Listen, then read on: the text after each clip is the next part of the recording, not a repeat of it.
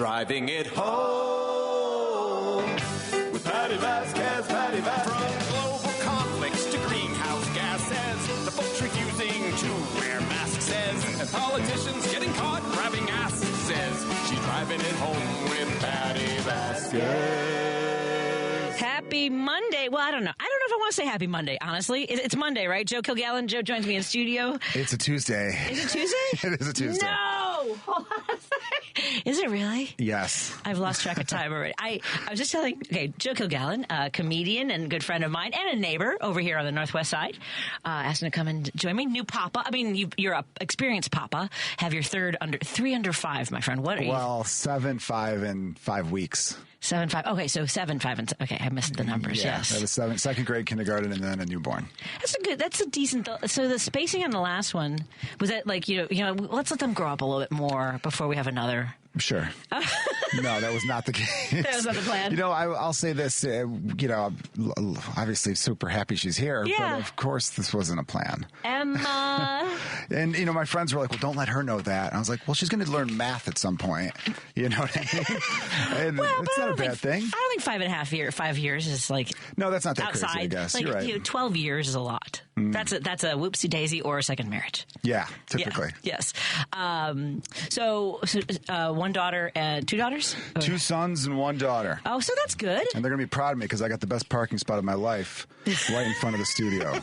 So this is going to be a great episode. It's going to be a great 2 hours of radio. Oh, you're already feeling good? The energy? You're feeling good? Buckle up, listeners. Well, the other reason your daughter will know that she's an accident is invariably you're going to talk about it on stage. You and I have no shame about our families and just airing it all out. Of course. Yeah. Why not? That's part of it. Yeah, it is. It's part of it. I came in hot. I'll be honest with you, Paul, and listeners and call. Hey, how you do it? I came in hot. I'm a little fired up today. I worked today, but I took a break to go to the dentist's office. It's a stupid thing, but at any rate, let me go back for a minute because I can make this political in a part way, in several ways. But we've lived here. I know you lived in LA for a little while. Yeah, a few years. Were you in Los Angeles when we sold the parking meters to like this company for 75 years? I was here for that. Yeah. I mean, just the most insane. The only thing I do like is being able to use my app to replenish and to renew my meter, right? Remember, because we would always be walking around. I remember I was bartending like downtown. I had to be at Cactus on Wells and I had to run around with quarters and go feed the meter. That's the only good thing about it. That's the only good thing. So I got out of my car and I should wear my glasses, but I don't always wear them. I don't need them too much. Like for driving, it's not too. I passed the driver's vision test at the Secretary of State, so I'm okay there. But sometimes, like with the signs, I need to step back or get closer. So I'm in this. I park. I get a spot not as good as yours. I'll be honest. About a half block away from my dentist's office. So I get out of the car and I always pay on my app, and so I walked back to see the sign. I'm kind of like going back and forth a little bit, and I because I have my phone, I'm doing this too. I've got everything going on. If we get closer, can't see anything, get the numbers, and this guy's crossing the street and comes at me like he's coming at a diagonal. He goes, "Can I help you with something?" I'm like I was at the paint store, picking out colors for the boys' room or something. Like you were lost in the aisle or something. Yeah. Okay. But a little bit condescending, like, "Hey, little lady," right? And I just looked at him and I go, I looked around. I'm like, I'm in the street, right? I'm not. And I go, "Excuse me?" He goes, "That's my car you're next to." Right? And I was just like, okay, is that your parking sign too? Like that's why I'm standing here. What a dope. But let's just say you're coming out of whatever mood or you see someone, but like in Chicago, you could have someone sitting on your car. You'd be like, "Hey, do you mind?" Like, you know what I mean? Like, it's Chicago. But he doesn't, like, he goes, "Yeah, those are paid meters." Like now I'm the one that's confused. It's like, oh my God. What kind of car was it? Do you remember? Yep.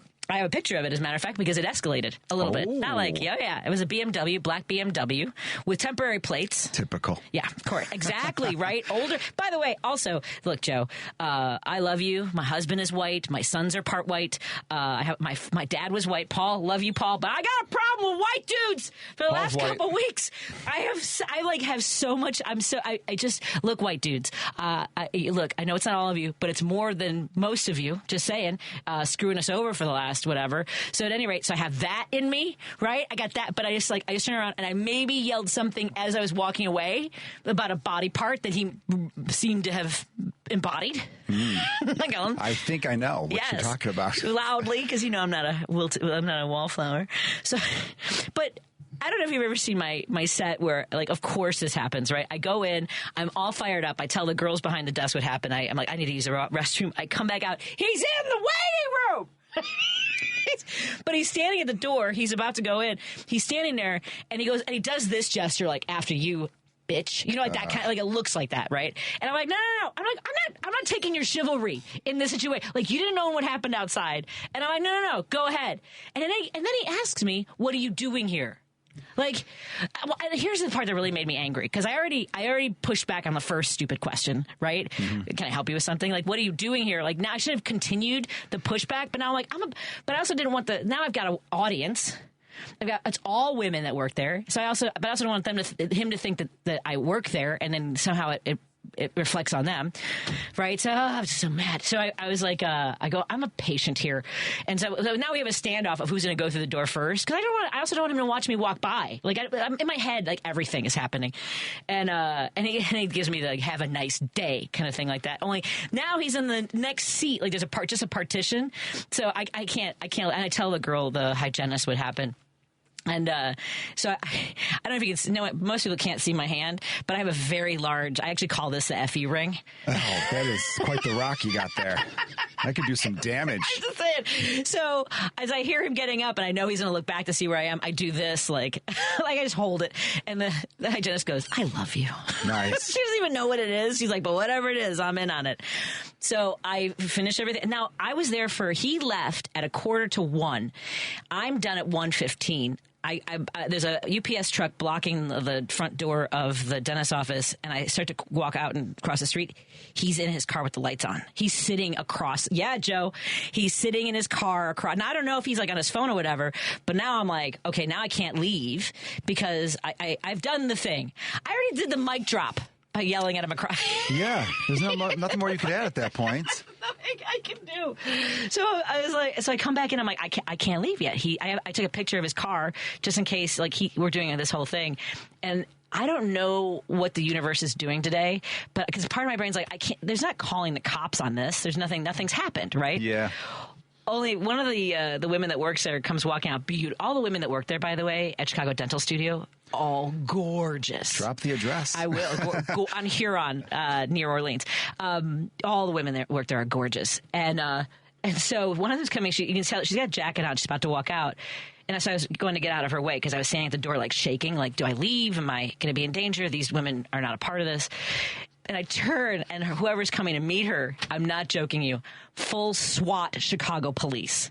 And I just jumped up, like, can you walk me to my car? It's just, and I told him what happened. He goes, you did exactly the right thing. He's like, it's not something to call us on, but yeah, I will absolutely walk you to your car. And he goes, yeah, this could be a dangerous situation. What are the chances? All of it. Like, what are the chances the guy's going to be in my dental office and I'm going to feel endangered and then a SWAT guy, I mean, like, full. It's a real Larry David moment. You know, because I escalated it, right? You know what, though? I like that you escalated it, and it makes me sad. There was once a time in this country when you could tell a bozo, a dork, yes. perhaps, yeah. that they're being such a thing. Yes. And without fear of it getting too crazy. Yeah. You know, a little back and forth, and then right. everyone's on their way, and that's that. That's that. But he waited in his car for me. Yeah. That's pretty bad. But then the SWAT showed up. And I don't know if it looked like to that guy who was walking down the street, like I called him, because we were, like, laughing and stuff and, like, acting like it was nothing big. Like, he was a friend of mine. He was acting like I'm your friend. That's smart. Yeah. And it was wild. Yeah. So that's my Tuesday, apparently. You should have walked right past his car again and then just kind of, like, hovered around it. I know. Just to see what he would do. I did pull a U-turn and drive by him You gotta play head games sometimes, you know? But wait, is that, and like, we could do, like, the cultural things of being Irish, because if you think about the Hatfields and McCoys, right? Presumably a lot of Irish there. Right I think they were Scotch-Irish. Scotch-Irish, yeah. But there's something like I want your progeny for 100 years to feel how angry I am at you right now. No, I know that feeling. I don't know what that is, and it's always when people catch you in a bad moment. Like, I remember one time this guy accused me of not picking up after my dog. Okay. Which I always pick up after my dog. All right. I think there is a special place in HE double hockey sticks for those who don't pick up after their dog. And so the guy said something, and instead of just being like, hey, buddy, I took it to a whole nother level. And Right? and I'm not proud of this, but I remember saying go to bed. Okay. And I feel like if you tell someone to go to bed mid-argument, there's no coming back from that on his end. So, but then I remember later being like, why did I get so revved up? Right. Why did he come at you with such an attitude? There was just... it's tough out there these days. It is. And it's a shame because we're having unseasonably nice weather. It's 60 degrees in November in Chicago. Folks, let's spread some love. Take it down a notch. Let's take it down. Let's drink some water, read a book. It was a beautiful day. It turned into a beautiful day. It was very gusty today. But yes, I had adrenaline ever since, like just trying to relax. And then I decided to go have lunch in this neighborhood. And that was probably not a great idea either because I forgot that this neighborhood voted for Donald Trump in huge numbers. Guy wearing a big red MAGA hat. And because I was by myself and in my suit, everyone's looking at me like it's, everyone's like day drinking or whatever. And I'm just coming in for a burger because they have good burgers. And I just, this guy, I could see this guy say something to the guy next to him and the guy trying to be casual to like look back at me. And I don't know what you call this, but I call it the Chicago chin when you want to let someone know that you saw them. A little head, not a little tilt. But it's a tilt back, kind of the Chicago chin is what I call it. And so I was in my head still angry at white dudes. Again, white dudes, relax. And then he starts arguing with this woman at the bar, and he was like, well, I wanted Rubio anyway, right? And I'm like, oh, God, I got to get out of here, right? Only she says, why? And he said, because he tried to overthrow our country. And now they're yelling about January 6th. And then she's like, well, my son's a veteran, and, Trump's a patriot. He's like, I served. And I wanted to send him a beer, but he left before I could. Oh, that's a bummer. Right. But but like that's what this it's just because you want to let him know, hey, you have an ally. Yes. We're not alone out here. Even if you would have voted for Rubio, at least you didn't want this guy. Yeah, that's true. Yeah. It's just I with the wearing of the hat. Yeah, still I mean like do you think that's ever going to just fade away? Or is that just a thing going forward for the Republican Party to nominate candidates who could sell merch? Oh my God. As comedians, we sell merch after shows to make a little bit extra money. Sure. And, bands do, and that's a thing. Politicians getting into that world it's losers. They're losers. I'm sorry, but like, I remember on their side of it being like, I don't see any Biden flags. If Biden's so popular, how come if 80 million people voted for him, why don't I see Biden hats? I'm like, because none of us really love the guy. No. We just voted for him because he was the person and he's not your person. Also, it's weird. Okay, they're not sports teams. Nope. I just don't get that, and I hope that really fades away. Well, but I think that Reagan while he didn't sell merch, I mean, I think that if they had that idea to do the flags and all this stuff, like they were really knee deep in Reagan, too. And another former celebrity. Yes. The party that supposedly hates Hollywood. It's the hypocrisy on the right that really kills me the most. It's insane. And have you seen the latest nomination for a position? Dr. Oz. Dr. Oz. And he says that the uninsured don't have a right to medical care, but they should go to like sort of fest, like medical fest, like they have like those, at the Jefferson Park when they have, come in for, neighborhood programs. Like you can go to that for a 15-minute checkup. Like one of those is what you should be doing. Yeah. Doesn't that, to me, that sounds like Soviet era medical treatment. Yeah. Yeah. That's what they want to go back towards. Yeah. This is insane. I can't stand Dr. Oz. Thanks, Oprah. Yeah. I mean, really? She made these people stars. Yeah, she made a few of them stars. She didn't vet properly on that end at all. He's a snake oil salesman. Yep. Most proper doctors roll their eyes at the thought of him. Oh, my God. Also, the worst forearms I've ever seen. Oh, like, really? The way you wear his scrubs. I don't body shame often. But if you're a terrible doctor preaching horrible things, it felt like his scrub sleeves weren't of proper length. Oh, my God. And I remember thinking, if you walked in to check on me, I'd be like, let's talk about your shirt first. If you can't make the right decision in the morning to wear a proper scrub shirt, I can't listen to a single word you have to say. Hey, if legitimacy is important, if it comes down to the forearms, I agree with you, or whatever it is. Very important. I think you got a point, though. Let's take a break here. We're hanging out with comedian Joe Kilgallon. Do you have any gigs coming up that folks should know about? Yeah, I've got a few. Let's start with this one. December 6th, I'll be in Glenview at the Laughing Academy, which is a really great show. Tickets can be found at thelaughingacademy.com or on my website, joekilgallon.com. Yep. Just go to my website. It's BYOB. Oh, nice. And then I'll plug another big show I have in the month of December later. All right, stay tuned. We're teasing the gigs that Joe Kilgallon has coming up. Joining us in studio, so you can watch us on our live stream, by the way. I know that we start to lose our signal a little bit for some folks, so you can listen to Driving at Home weekdays from 5 to 7 at 8:20 a.m. on TuneIn from heartlandsignal.com, or you can watch the live stream on WCPT's Facebook. We're not yet on Blue Sky, I don't think yet. I'm not going to mention the other one because I'm done. I'm out on that. It's already forgotten. Yeah, I downloaded my data. I have until I think next week to put it all in a file, and then I'm going to scrub it, and brush it. It's going to feel great when you do, by the way. God. Well, you never were really that, like, on Twitter that much, were you? I was on it more for sports takes. I talk about the Cubs. Oh, God. Okay. Let's not talk about any of this Chicago sports. Okay. I'd rather talk about that, but it's also not uplifting. Not very fun either. Oh, my God. How are we losing the pack? Okay, I can't. Did you see that video of the kid crying that they lost? I did. Oh, my God. It was That's kind of mean of that dad to play that. Why are parents doing that? I don't know. That was wrong. I don't understand that. These pranking your poor children for likes. Yeah. Do what we do and talk about them on stage in front of strangers. That's how you do it. That's right. They never have to know. Make it an art. It's past their bedtime. Let's take a quick break. We'll continue our conversation on WCPT 820 Heartland Signal. And you can join us by calling at 773-763-9278. More in a moment. Amy Goodman reports on the news stories rarely covered by the corporate media. Democracy Now! The UN's Humanitarian Affairs Office warned Palestinian children are at high risk of injury or death from unexploded ordnance left after more than 13 months of Israeli attacks. 8-year-old Mohammed Karmash, this is his mother. No one was there to tell him that these are explosives that the Israelis throw. Democracy Now! Weekday evenings at 10 on WCPT 820, Chicago's Progressive Talk.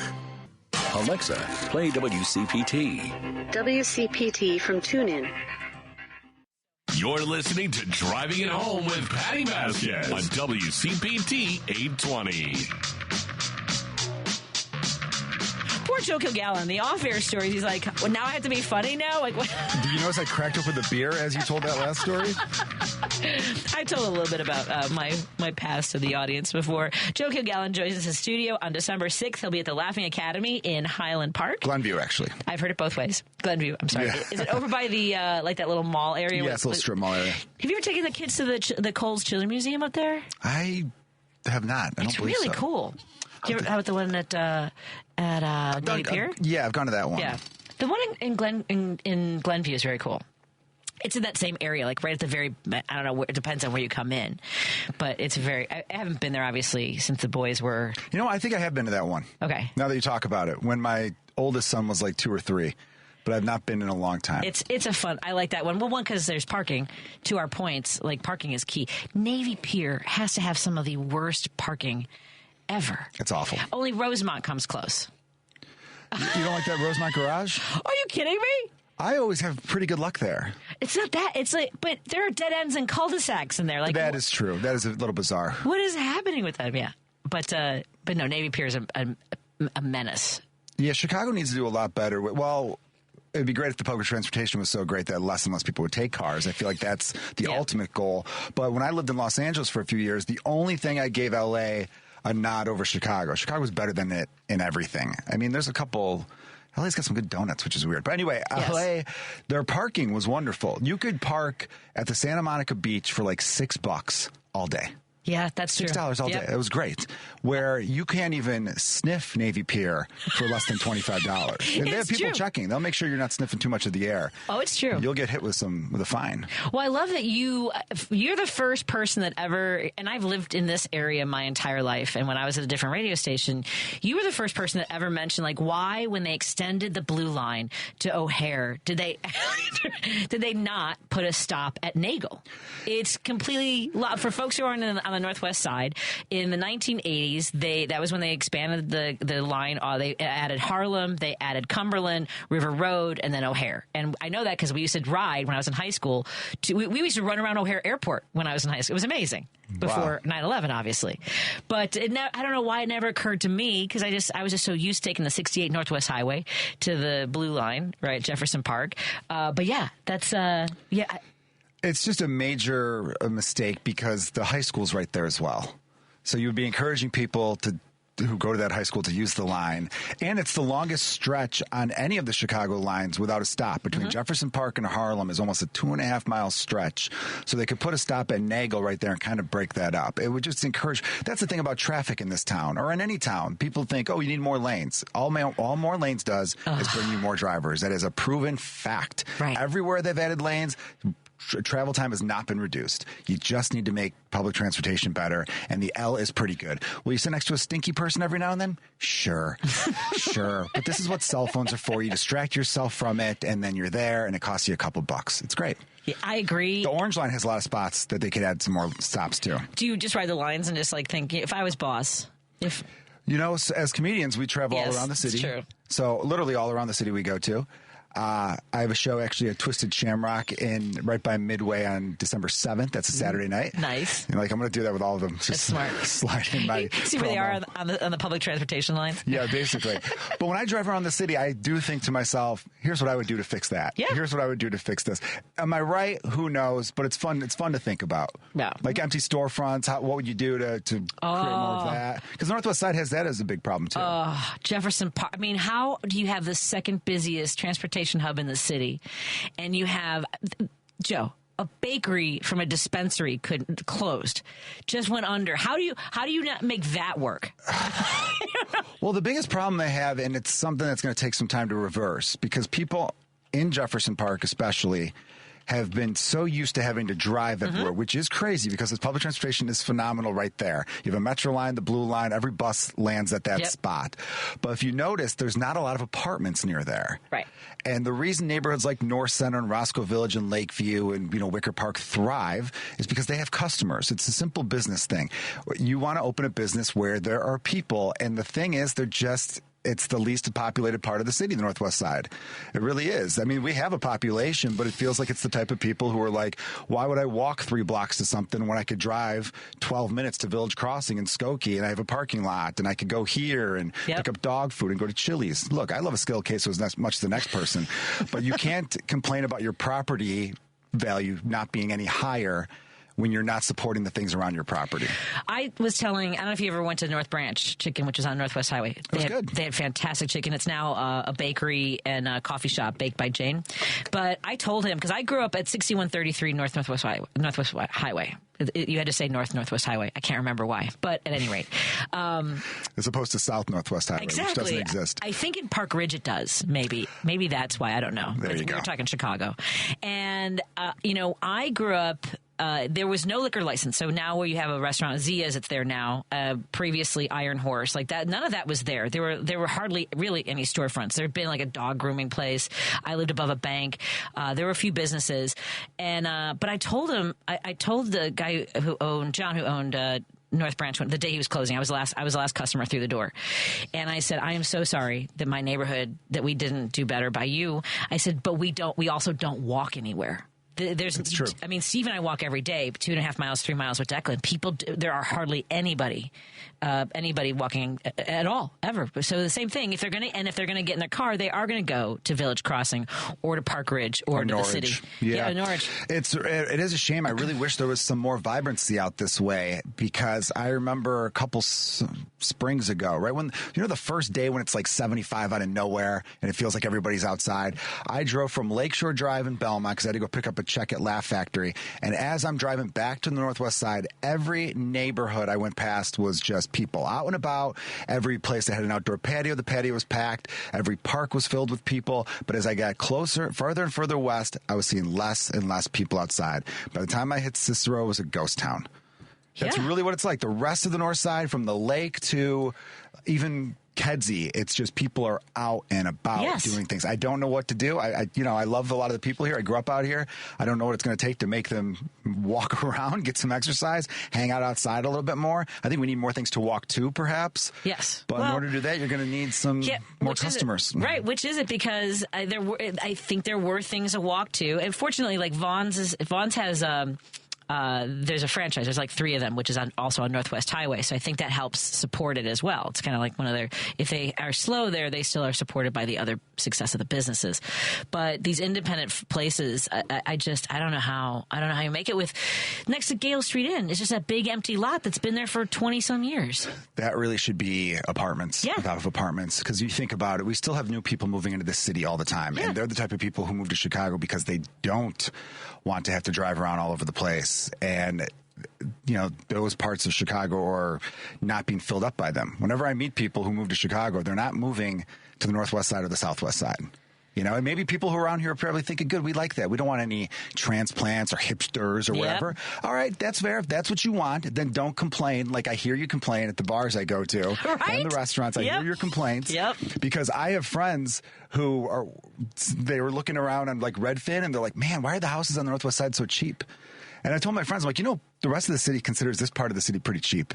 Yeah, it's true. It is, and that's still $500,000 houses. Yeah, $500,000 houses, but the same $500,000 house off of Northwest Highway in Austin would be $800,000 if it was 3 miles east. That's true. It's really the case. We are in the studio with comedian Joe Kilgallon. We are going to turn our attention to a little bit. And actually, I know that I was noticing this online. I don't know if you're coming across this in your circles, but there is a lot of that. We're balancing mental health issues right now, which we never completely came to terms with what we all went through during the pandemic. And now for folks who have empathy and care about others, seeing that we have another administration of 45 coming in, I know that the folks are struggling. So we're going to talk to our friends and talk about mental health when we come back in just a moment on WCPT 820 Heartland Signal. Joe Kilgallon is in studio with me.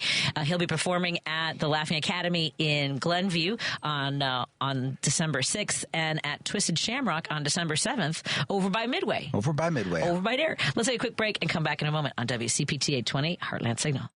Joan Esposito, live, local, and progressive. Greg is on the line from Lake in the Hills. I always recommend your show to everybody. I just really like your style. I like that you're a reporter, that you've got a background in reporting, and I just find your show and all your guests, like Jim especially, and Bobby and Dave, I think it is. I listen to all the time, and, you're great. Joan Esposito, weekday afternoons 2 to 5 on WCPT 820. Chicago's Progressive Talk, WCPT 820, where facts matter.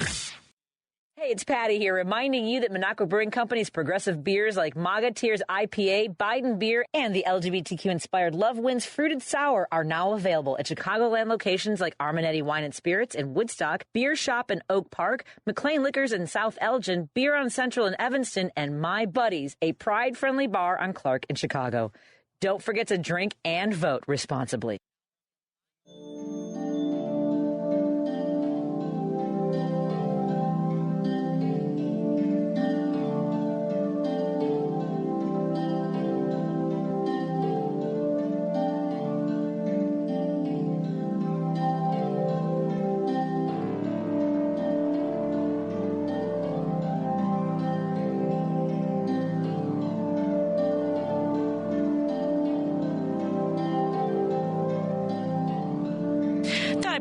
Meditation music. I was trying to find some music, and I realized, Joe Kilgallon, that everything I had was from before the election, and it was all like vote blue and you got a felony and barefoot. I don't want to play any of that music anymore. I'm going to take a break from that. You need a new playlist. I do need a new playlist, and I'll get on my good friend, pardon me, Steve Goody, who does our theme song. I'll see what kind of, because all of his stuff was also political. People are taking a break from. Are you seeing a lot of folks do political stuff at like Laugh Factory or wherever you're working? Not too often. Yeah. There's a couple references here or there. I feel like stand-up comedy's kind of broken away from political stuff because... Well, people are throwing things at us. Well, yeah. And also, that was horrible. That happened to that New York comedian. Yep. With 24-hour news networks and social media, it's kind of hard to shock your audience with a political take because by the time the show happens at 9 o'clock at night... It's too fast. We're already over it, too. It's too fast. It's kind of ruined comedians who used to be the comedians you'd go to where you're like, oh, I can't wait to hear Chris Rock's take on this, or I can't wait to hear... It's like, I already know his take. He tweeted it, or whatever. Or the app that should be formerly called Twitter, or whatever we're calling that now. Exactly. Well, I don't use it at all. Our friend Angela joins us. Thank you so much for coming in and talking a little bit about mental health health and suicide awareness. Tell folks a little bit about the organization in Illinois that you work for the suicide prevention. Yeah, so we're the American Foundation for Suicide Prevention, the Illinois chapter. It's a nationwide organization, but we have chapters, and we're the Illinois chapter. And so our mission is to save lives. Hold on. Someone's telling me that your mission is... Go ahead, I'm going to turn this microphone. The mission is to save lives and bring hope to those affected by suicide. So that's what we do here in Illinois at the American Foundation for Suicide Prevention. We do it through education programs, through legislative advocacy. There's research events that we're having, that we're even having one this next month in December. And, of course... support for those who have lost someone to suicide is so critical because it's such a specific type of loss. So we have support just specifically for people who have lost loved ones to suicide. And you and I have talked about this because in our community as comics, as performers, we have known people throughout our careers.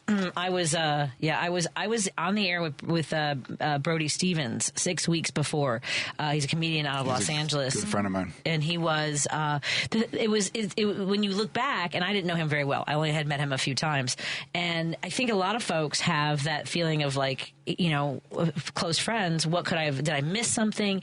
And when you talk about people who've survived, it is a very unique trauma. It is, and that's why we want to give that extra support. A lot of people feel guilty, and I actually heard someone in a support group say, try not to think of it as guilt, try to think of it as regret. Because you're not guilty. You didn't do anything wrong. And even if you know all the warning signs and you know all the risk factors, there are licensed mental health professionals that still lose patients and loved ones even to suicide. It's such a quick onset of those strong emotions, and sometimes people want to protect the people around them and they don't show those warning signs to people, so it can be really subtle, can be really hard to pick up on. And yet there is hope, because we do know that if you do intervene in a case where someone is starting to ramp up to those suicidal feelings, then you absolutely can save a life, because the feelings come on quickly, but they pass quickly too. And so if you can just intervene in that moment, it can be something really simple like, are you doing okay? May I sit with you? Should we call 988 together?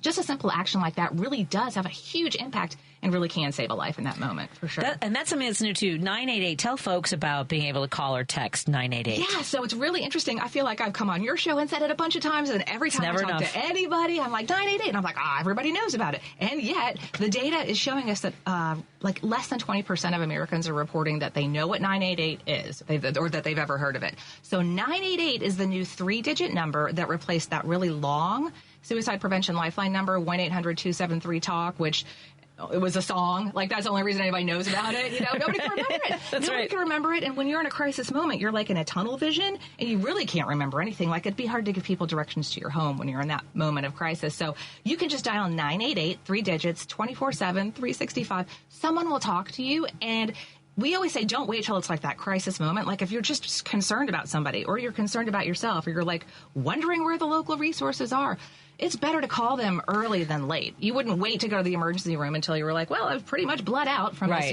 cut. So I think it's probably time to drive myself to the ER. No, you would go when you're like, I think this needs to be looked at. Same with your mental health. Just call 988 if you're concerned. They're happy to talk to you.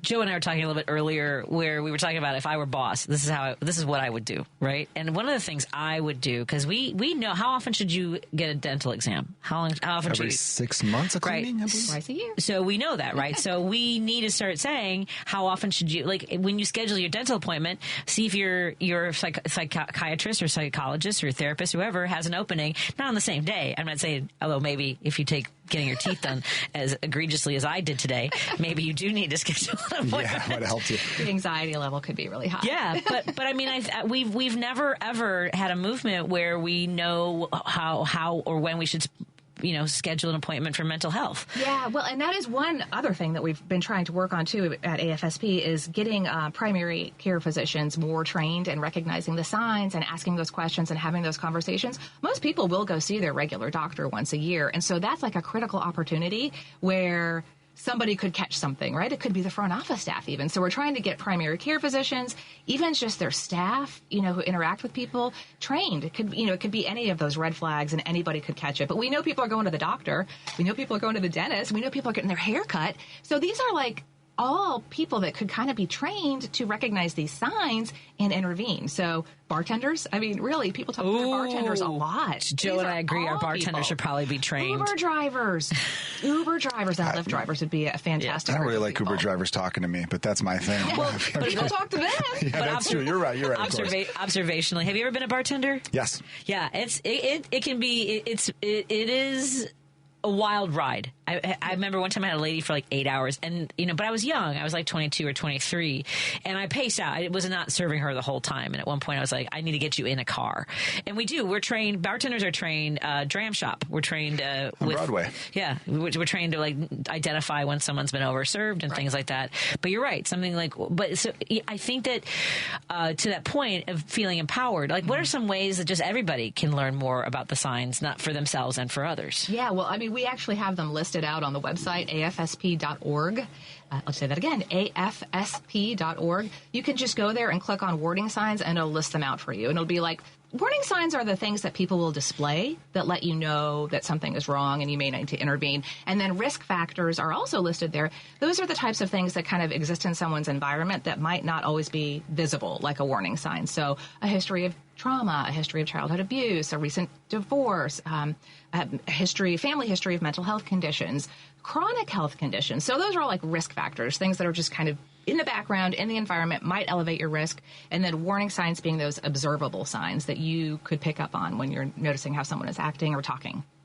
Do you have suggestions for folks, and maybe it's on your website, for folks who like maybe, just have never scheduled an appointment with a therapist? Like how to, like, I know I just Google, I'm like, well, they have a nice smile. But I mean, I also like find out what their expertise is. And it took me a very long time.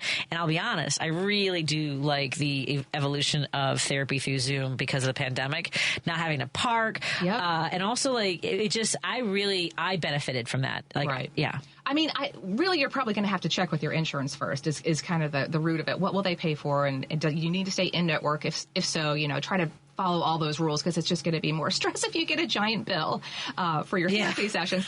You could get a list of people. And here's the thing that some people don't realize. You can actually kind of try these different people out. Like you can interview them in a sense, like have a discovery session with your therapist, for example. You've got a list. These are people that are close to you. They're accepting patients or they're willing to do telehealth.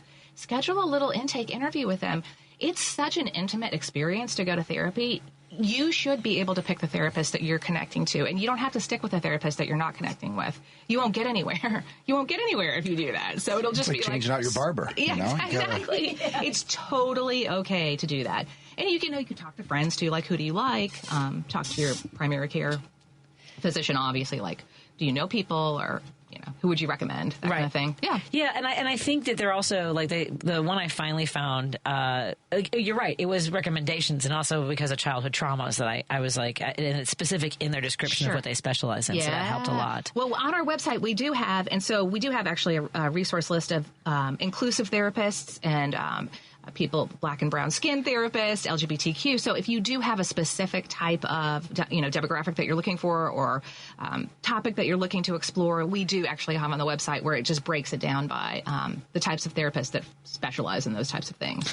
And the reason I've gone through a lot. I know it's not hard to believe, Jill, that I've gone through a lot of therapists, but it was also like I remember the first one I did, like the first one in Chicago. I had one and a few my first in college said, "I can't believe you haven't killed somebody yet," and that's not really the.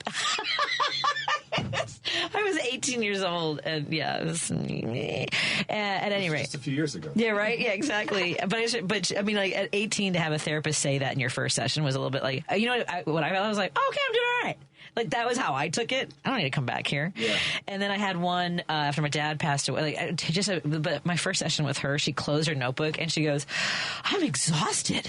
Oh. But I have learned now because when I try to, I don't give them everything. Like the trauma dump, I learned that during the pandemic, like not to overload people with stuff. Yeah, it's a lot. Well, I've realized therapists can't remember everything you tell them. Because there have been times where I was talking to my therapist and it's like, we talked about this. Yeah. And I found myself getting a little frustrated, but it's also like, all right, you probably have more than one patient. And I can go on. Well, I have a friend who just had this happen. She said that her therapist did not remember, like it didn't seem like from week to week what had been gone before. At any rate, what we're saying is part of this being mindful of your mental health is that you want to have the right. Don't give up on something. It might not be right. Yeah. Everyone needs to find that. People will go to a therapist and they're like, this didn't work out. They weren't good, so therapy's not for me. And it's like, you might have to go through a few before you find that person that you really connect with who can really help you. So exactly. Don't give up. Keep going. And, your therapist should let you know when they think that you're done with therapy. I mean, usually it's a finite amount of time. Sometimes it goes on for a long, long time. But sometimes just a few sessions can really be all you need. I'm on maintenance. You're on a maintenance plan. Maintenance. No, she's like, checking with me every 6 months now. Maintenance. It's maintenance. Yeah. Oh, okay. Yeah. That's good. Maintenance sounded more regular to me. Oh, no, maintenance. No, she's like, you're doing, like, I called her after a big news story broke, and she's like, I was wondering if you were going to call me. So it was the sexual harassment investigation in the lifeguard service. And a lot of those, I was a lifeguard in North Haven. My diary is part of the state's evidence. Oh, wow. Yeah. So at any rate, so she's like, I thought you might call. Because that news could be re-traumatizing. So, and let's talk about that when we come back. And it doesn't have to be anything specific, but that news, like things, we don't always identify it. And for me, knowing that I was starting to get like this anxiety, I was like, I need to make a phone call. Mm-hmm. Yeah. So like but it took me to when I'm 53 years old. And there have been moments along the way. And I also want to talk a little bit about social media and when we see warning signs there. Have you guys talked a little bit about, because I think we've seen people in our community go through this as well. So I want to touch on that as well. We're talking to our good friend Angela from the American AFSP Foundation. The foundation. It's a long title. For Suicide Prevention of Illinois. You can go to afsp.org, and then you'll find the Illinois chapter on their website as well. And we'll talk a little bit about the events they have coming up. Again, it's Angela Cummings, Executive Director of AFSP. Joining me in studio as well is Joe Kilgallon, and he'll be performing. He's going to drop them later on, I'm sure, too, but he's going to be at the Laughing Academy in Glenview on December 6th and Twisted Shamrock on December 7th. Go to his website, joekilgallon.com, for more information. And we can also talk about how laughter, like that's how I do what I do for a reason, folks. I help people laugh, and it makes me feel good, too. More in a moment on WCPT 820, Heartland Signal. Because facts matter. You're listening to WCPT 820. Driving it home with Patti Vasquez on WCPT 820. Thank you so much for hanging out with us as we continue our conversation. Joining me in studio is comedian Joe Kilgallon. Let me see if your mic is working there again. What's up, everybody? Sound better? Sounds a lot better, thank you. It might have been me that last time because I was trying to figure out our friend Angela's website. Well, it's a shame because I was dropping some gems. And we could hear. No, we could hear you, right? Hear me? We could hear Joe. I didn't get any text from anybody that we couldn't hear you. Just making sure. I don't know what I did. I don't want to deny the people. We'll figure it out in post. I'll edit it back in. We'll do like the what's it called when they do the voiceover? Additional voiceover? Dub. We'll dub it. Dub. Yeah. We'll dub it later. What did you mean to say, Joe? Joining us in the studio is Angela Cummings, Executive Director of the American Foundation for Suicide Prevention of Illinois. You can go to afsp.org/chapter/Illinois. And I want to talk a little bit more about, deciding that it's time to get some mental health support. And I think that, so I have seen some people posting in the wake of news in the election, people who are distraught and upset. And I think that we shouldn't take that lightly, because I mentioned earlier, we have never really reconciled what we went through during the pandemic either. What would you say to folks who are like, some folks just watch the news and listen to, and look, I love that you're here, folks, but don't marinate in this right now. Right? Take a break. Yeah, I mean, absolutely. That's the best thing. That's the best advice I could give anybody, is that you have to sometimes just step away from it and turn off your TV. I've snoozed some people on my accounts for 30 days, and they're people I agree with, like politically and philosophically, but I'm like, they're just ramping me up. Yes. Like I had to just kind of monitor that, and it's not like I blocked them. It's not like they're not my friends anymore, but I had to take care of my own mental health, and I just couldn't see them visibly freaking out day after day after day on my Facebook feed, and I was just like, this is what I had to do to protect myself. Social media in general is kind of a mixed bag, because on the one hand, it can be so toxic. It can be an echo chamber, as we definitely saw during the last election, and we continue to see. You're usually just seeing and hearing things that are reinforcing your own confirmation bias. But nonetheless, it can also be a source of community for people. And particularly now in post-pandemic, I think people are working from home and they're not getting out as much. I mean, I think it's starting to come back a little bit, but I still think people are generally a lot more isolated than they used to be pre-COVID. And so social media, like I said, it can be both. It can be really helpful and create communities that help people feel connected, and it can be a source of strength, and it could be a place where someone notices a warning sign. That's for sure. Yeah. And reaches out privately and says, how can I help? You don't seem like yourself. Your posts have become really dark, or you're not posting at all anymore. All of these things, I've noticed these things even in my circle, like professional circle. It's like, you know what? She's not posting anymore, and she used to post weekly. So it's kind of both. It's a mixed bag. I would just say you really have to just kind of take your own internal temperature. Like, is your stomach churning? Is your heart beating fast? Are you sweating as you're like scrolling? These are signs that it's doing more harm than good, probably. And you just gotta put the phone down. Don't sleep with it maybe in your room. Snooze those people, even if you love them. And again, you agree with them. It's just like, man, I know. I don't need to hear this anymore. I know. Yeah, I think it's true. Sometimes you don't have to watch every Chicago Bears game. Right. If it's not doing your mental health any good, it's okay to take a step back. I know they only play once a week, and there's only 17 games a season, but you got to think big picture. Yeah. You got to think about, take your own temperature. Exactly. I agree. Well, because that's supposed to be your outlet too, right? Mm-hmm. And if they're not earning it, you can't. I'm with you on that. Yeah. It's where laughter comes in. Oh my God. The Packers. I want to go back to when you see something online, and I think that because it's so public, if it's someone I know very well, I have done this. Mm-hmm. I have, and I have said, is there anything you need? I have some resources and things like that. But it's someone I was very close to. I think it would be hard for like someone like in our comedy community. Mm-hmm. I've seen this happen a few times because we've seen people say, I don't know if I want to be here anymore. They come out and say it, mm-hmm. and then there comes at that point of like, are there everybody reaching out? I don't know. I don't know what am I. But then if you have bystander. Sure.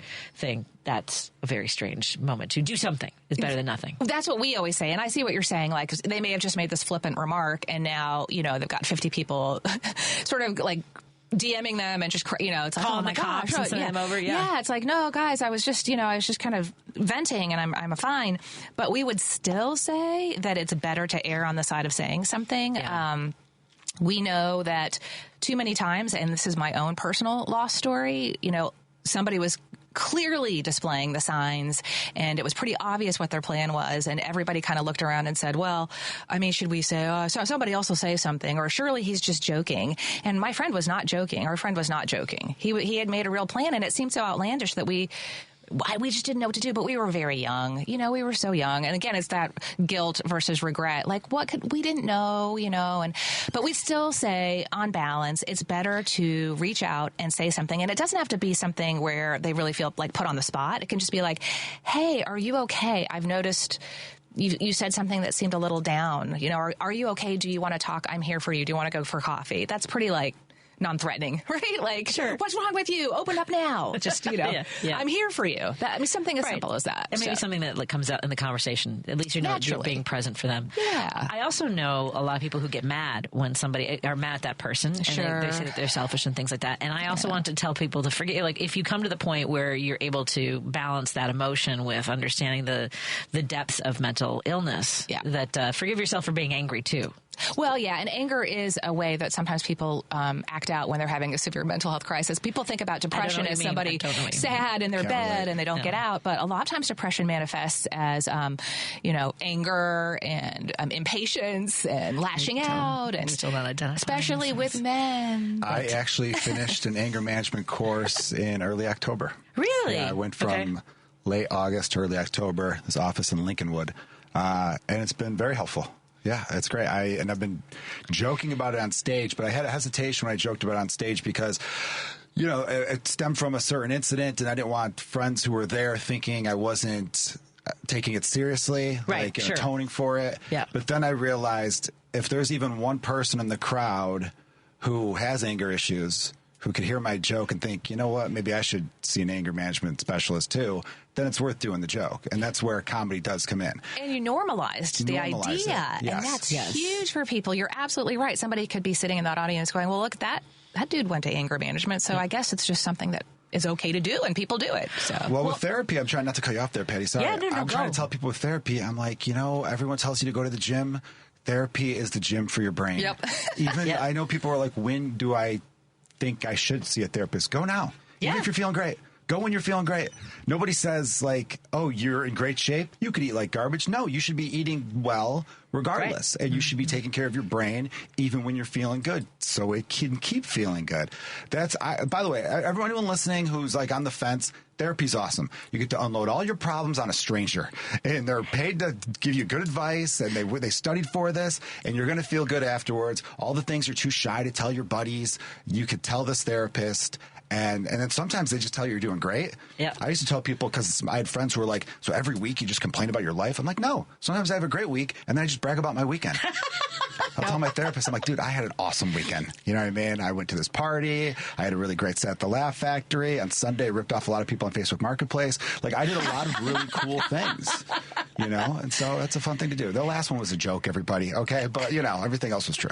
Well, and my favorite part, I think this is why I like my last therapist the most, is that she's like, no, you're absolutely right to be angry. They did a bad thing to you. Right. Like that. Well, I was like, because so many things happen in your life where you're like, if you're in a toxic work environment, or if you're in an abusive relationship or in a harassing situation, having someone say you're absolutely right, that shouldn't be happening to you. They're being terrible. Right. Yeah. Just the validation. Yes. Yeah. I mean, it relaxes your whole, I'm like, okay.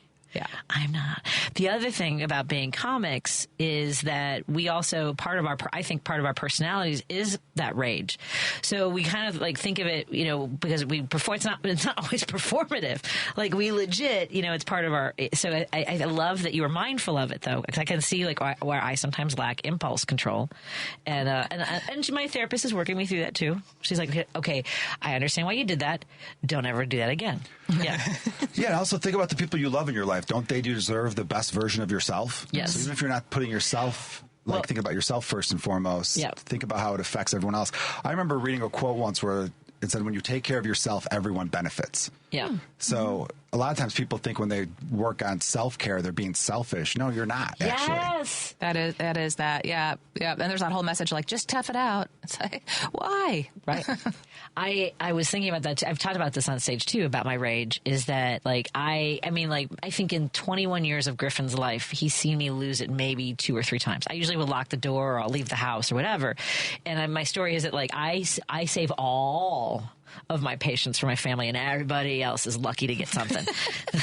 That's great. That's all I got. I got it for them, and that's it. And Griffin's mentioned it, like because he's been at families' homes where people are yelling and fighting and things like that. So I think that among our lives, you know, both in our own and in our relatives, we don't know what people are seeing and like grappling with sometimes, right? Well, absolutely. You just don't know what, you know, people are dealing with. And, you know, we always say, this is just, there's no single cause for suicide. And so when someone does make an attempt or die by suicide, people tend to want to look at like the last thing that happened. And they're like, oh, it's because they had this breakup. Oh, it's because they lost their job.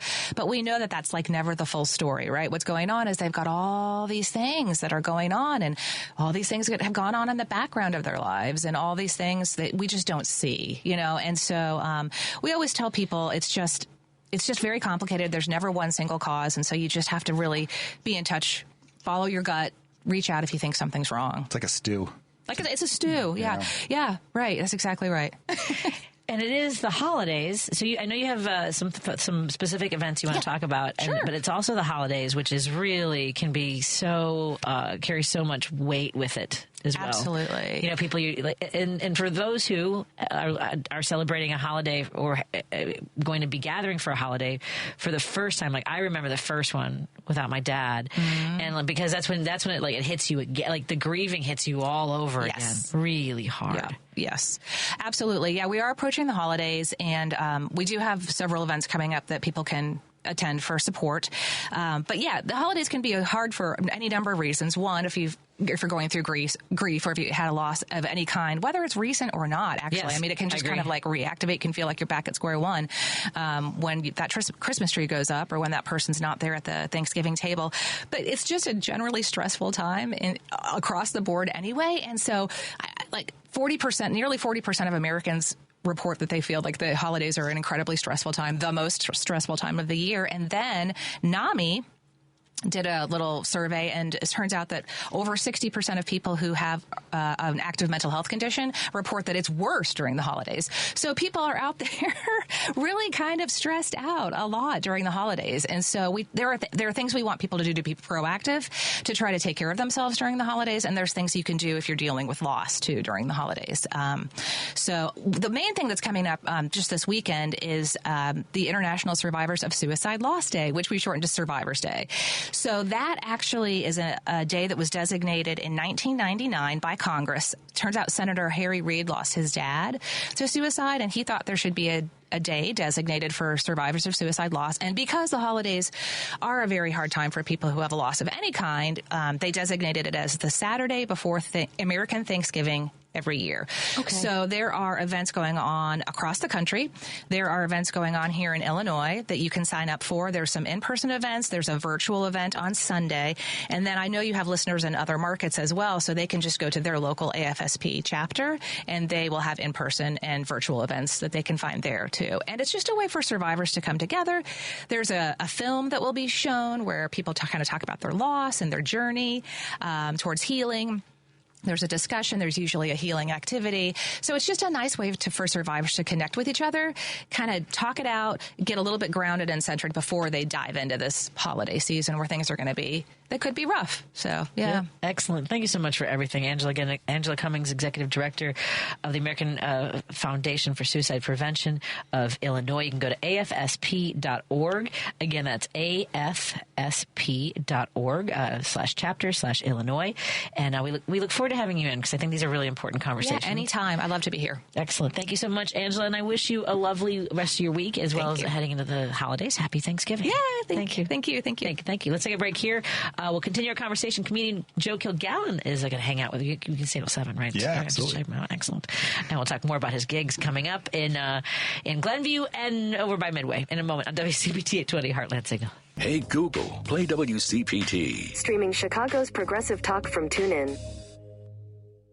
Driving it home with Patti Vasquez, Patti Vasquez. From global conflicts to greenhouse gases, the folks refusing to wear masks says, and politicians getting caught grabbing asses says, she's driving it home with Patti Vasquez. That's Steve Goody with our theme song. You go to stevegoody.com. That's GOODIE.com. Comedian Joe Kilgallon joins me in studio, and he'll be performing at the Laughing Academy in Glenview on December 6th and Twisted Shamrock on December 7th near Midway Airport over by there. You can't hear again? Oh, let me see. You can't hear yourself again? I can't hear you. You can't hear me. I'm listening to you through... Can you guys hear me? You can hear me? Yeah, that's great. I don't know. It must be my cans. It's okay. I can listen to you across this way. All right, fine. Sorry to show everyone how the sausage is being made, but that's okay. They'll tell you. I pull the curtain back all the time. Yeah, I do. I'm just like, which button did I push? I was going to say, first of all, hi to our friends listening in Minneapolis, St. Paul on KTNF AM 950, the progressive voice of Minnesota. Thanks for joining us late in the evening. Joe and I are both comedians, and I was in Minnesota last November, the House of Comedy. I love Minnesota. In the Mall of America. Did you go to Surly Brewing?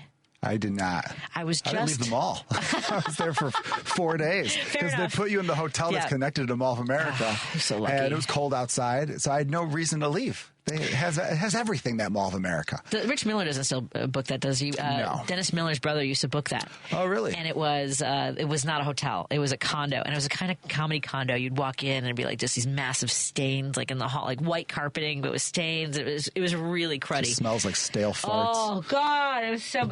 there were so many bad comedy condos. I don't think did I interview you for a comedy condo during the pandemic? No. We should record one of those. I haven't done it in a while, but I got like Bozeman and I was trying to pair with a comedy club to like sort of support it, but I was like, I'll come back to this later.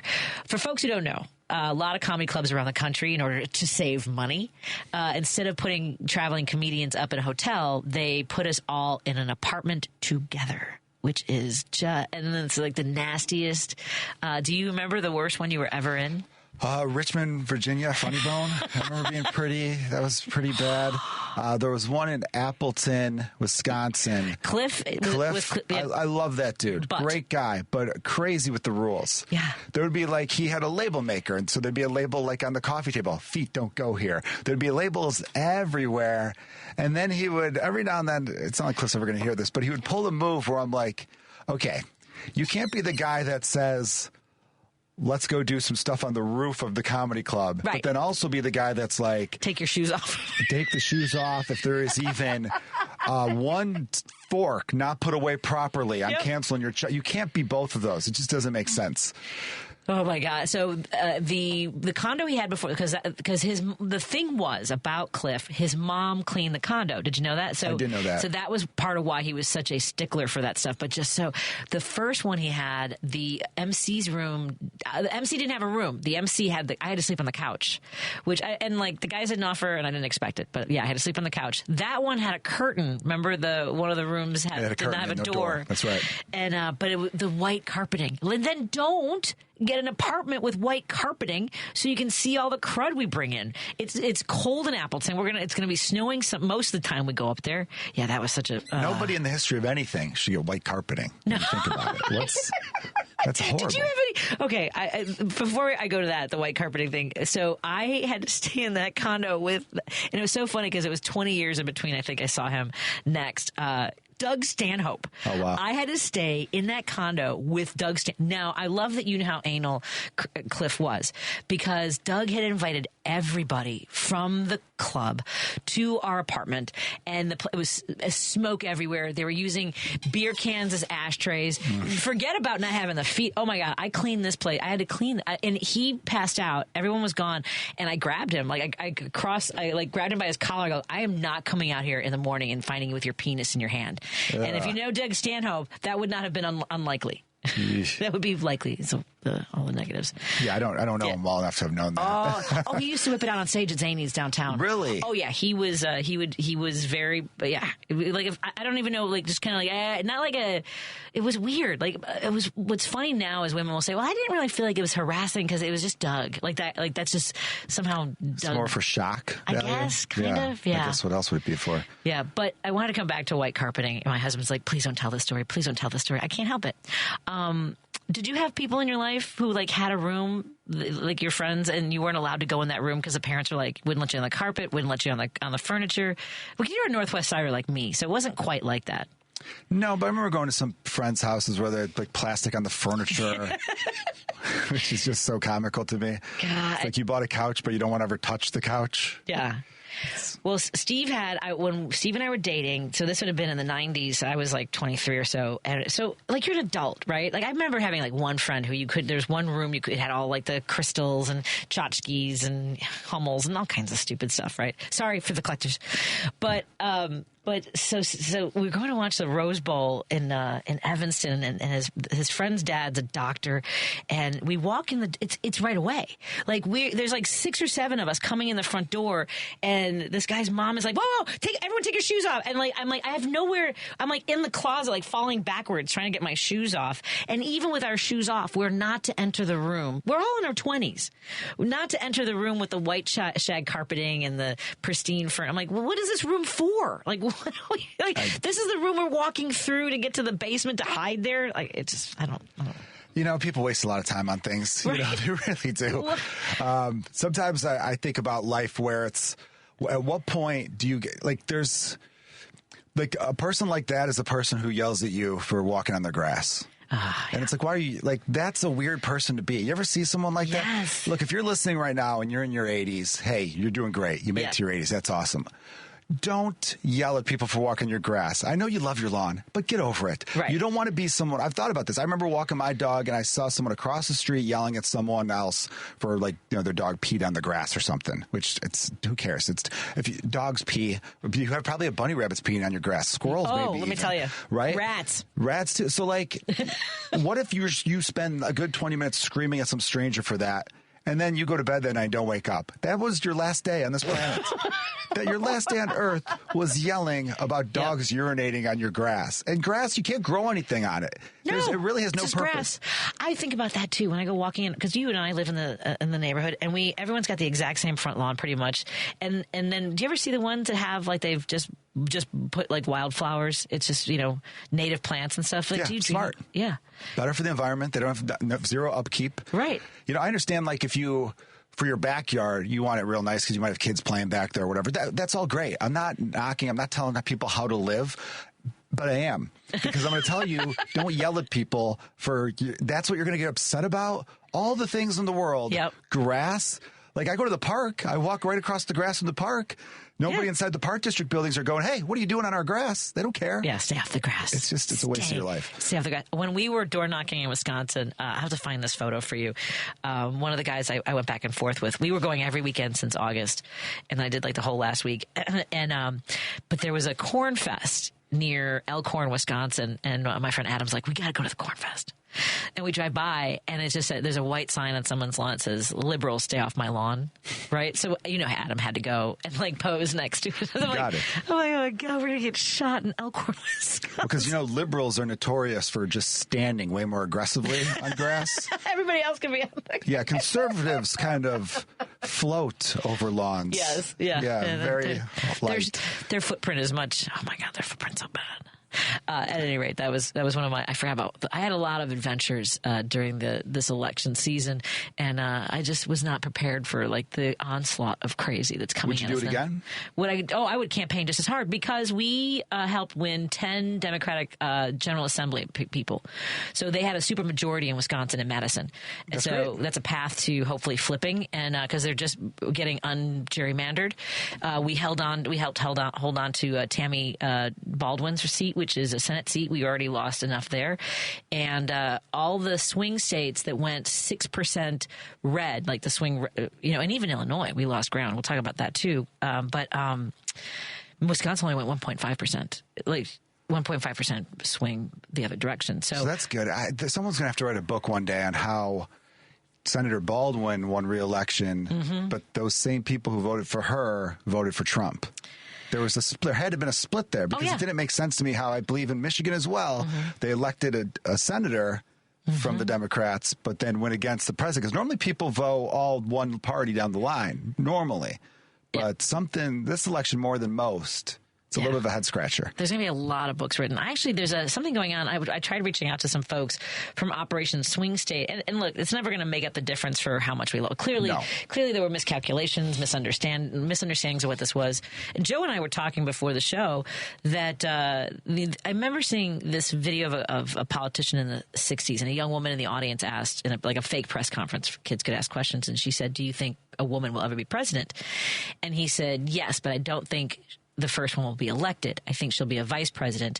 The president will step aside, make her the president so that people are used to it, and then she'll get reelected. And I think you and I both that would have been an interesting scenario. I don't know. I still think it should happen right now. I think it happened now. Because I feel the same way. Can you imagine if she became like right now? If Joe said, she's going to be the president for the last month, ruins all of his swag. Exactly, like you said. That's to the guy who rudely texted us a little bit ago. Yeah, I know he has a lot of merch, and it's going to be ruined.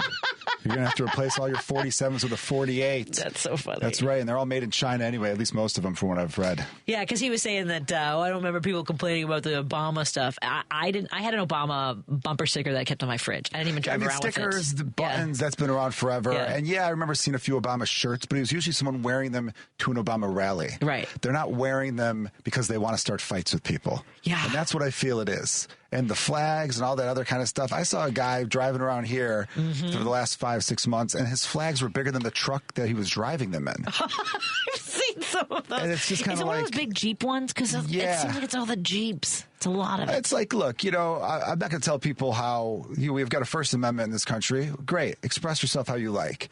And I get to express myself by calling you a dope. Yeah, exactly. Yeah. And they're wearing, my friend Adam, who I mentioned, we went up to Wisconsin. We were, I can't remember the name of the community, but it was a small town. He wanted to go to a Taco Bell. I'm like, dude, there's so many great small restaurants in Wisconsin. Let's just go somewhere around here. So a little cute town. I pull up a little review of it on Google Maps. Maps. And we pull up and there's a red pickup truck. He goes, this is not. He goes, this is like basically a red hat on wheels. And I'm like, come on, we belong in all the spaces. We do not belong in all the spaces. Yeah. We do not belong in all this. We walked in and it was like one of those things where the restaurant was the bar. So you're walking into a packed bar. It was a Sunday. You could, like, everyone I think came from church to the bar, MAGA hats. I was like, oh yeah, you're right. Let's get out. And he's Jewish, so he already feels self-conscious. So we turn around, walk right into a guy wearing, I'm voting for the felon. Like that's just like, we don't belong in all spaces. Yeah. I mean, around here, I'll try to blend in a little bit just to eavesdrop. Do you do that? Do you go to bars and just eavesdrop? I love doing it. It's a lot of fun. It is. Because sometimes, but I stopped because I wanted to get in on the conversation. Yes. I remember we were talking about grief a little bit with Angela. It was Angela, right? Yes. I'm blanking on her name already. I'm so sorry. No, you got it. No, I was too busy soaking in all the great information. I remember listening to someone's conversation at a bar once, and the girl was like, I'm grieving. And then her friend was like, well, you only dated him for 3 months. And then I'm like, you're grieving over a boyfriend of 3 months? And I just lost my dad like 6 months earlier. Yeah. So I'm going to be like, you don't know what grief is. I want to step in and educate her on grief. And then finish the drinks they had in front of them, just to kind of put an exclamation point on it. Oh, my God. That'd be funny. Just like chugging their drinks. Yeah, you guys don't need these. I do. Someone who has real grief. Yeah. Well, and that is something that until you feel it, like grief can be so bad that you want other people to, you can't understand how people aren't hurting as bad as you are. I remember thinking that when my dad passed away. I learned to spin it where I think grief is a good thing because we've all had people that we love that have passed away, especially in the comedy community. I mean, the Chicago comedy scene's been hit hard over the last 4 or 5 years with people like David Metz and Samantha Berkman and just the list goes on.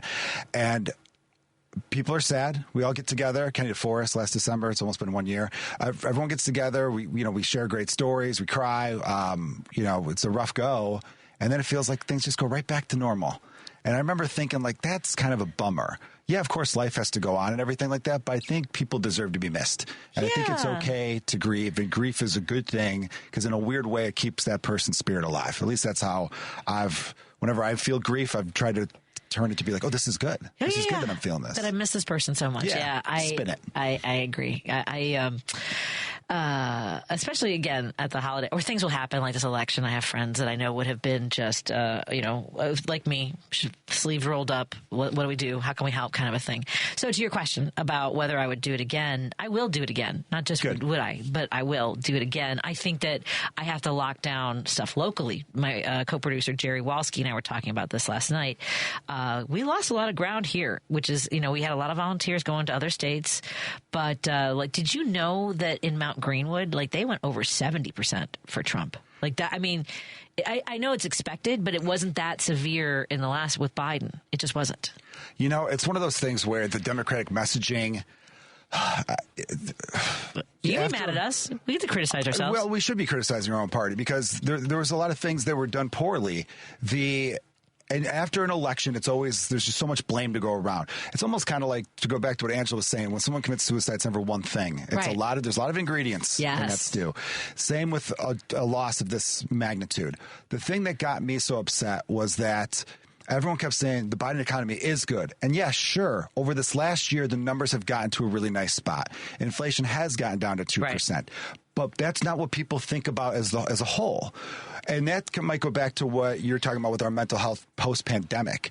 I think the biggest thing that screwed people up from the pandemic is how we measure time. Because everything always feels like 2019 was a year ago. Everything feels that way. So even though things have been better for people over the last 6 months and prices have come down on a lot of things and gas is around $3.45 and all that kind of stuff, people still think of it as a whole. And they think of the Biden years as being really expensive. Now, does the president control inflation? No. Did every economic expert predict inflation no matter who was president? Yes, they did. But again, the Democrats made mistakes not doing things to legitimately, sorry, legitimately is not a word. Legitimately, it should be a word, legitimately, so. Right? Legitimately. Well, get me on the phone with the English. Works, legitimately. It sounds like it should be one. Yeah, it's not, though. Legitimately is the word I was trying to say there. Look it up. To actually improve people's lives on a day-to-day basis. Now, do you remember when families were getting those $600 checks for a while, the child tax credit? That was a good thing. And it ended. And it was when they put it into place, it was set to expire. Nobody fought on the left to keep that going. Nobody in a real position. There's a few people saying we should keep this going. They didn't. That was a mistake because at least that's something tangible. There needs to be tangible things. Now, Trump didn't give you anything tangible to make your life better, but he takes victory for every little thing. Hey, you woke up today. That's because of me. Oh, it was sunny. I take the W there. Everything is because of him. So his cult followers tend to believe that. Now, I don't even want to, I kind of regret even saying that because I think our rhetoric needs to change a little bit.